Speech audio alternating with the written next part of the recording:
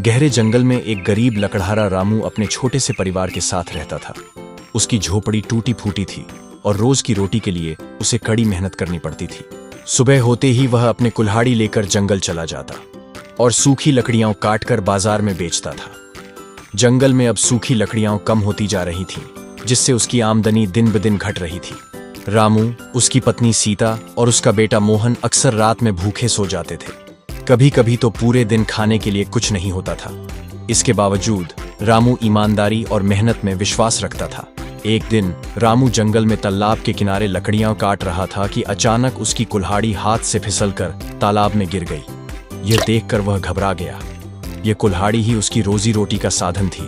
उसने तालाब में झांक कर देखा, लेकिन पानी इतना गहरा था कि कुल्हाड़ी दिखाई नहीं दी। रामू दुखी होकर तालाब के किनारे बैठ गया और सोचने लगा, अब मैं अपने परिवार का पेट कैसे भरूंगा। उसी समय तालाब से एक चमकदार रोशनी निकली और एक जादुई अप्सरा प्रकट हुई। उसने अपनी मीठी आवाज में कहा, रामू, तुम क्यों रो रहे हो?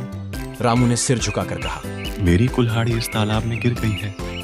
मैं बहुत गरीब हूँ और मेरे पास इसे बदलने के लिए पैसे भी नहीं हैं। अप्सरा ने सोचा, इसकी सच्चाई और ईमानदारी को परखना होगा।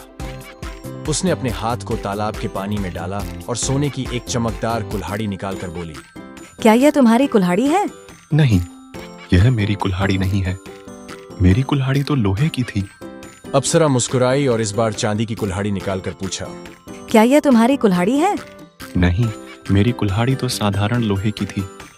अब अप्सरा ने पानी में हाथ डाला और रामू की सच्ची लोहे की कुल्हाड़ी निकालकर दिखाते हुए पूछा, क्या यह तुम्हारी कुल्हाड़ी है? रामू खुशी से उछल पड़ा। हाँ, यही मेरी कुल्हाड़ी है माँ, धन्यवाद। अप्सरा उसकी ईमानदारी से बहुत प्रभावित हुई और उसे इनाम में 3 कुल्हाड़ियां दे दी, सोने की, चांदी की और लोहे की। रामू की यह कहानी हमें सिखाती है कि ईमानदारी और सच्चाई का फल अवश्य मिलता है। जो लोग मेहनत करते हैं और सच्चे रहते हैं, उनकी किस्मत भी एक दिन चमक उठती है।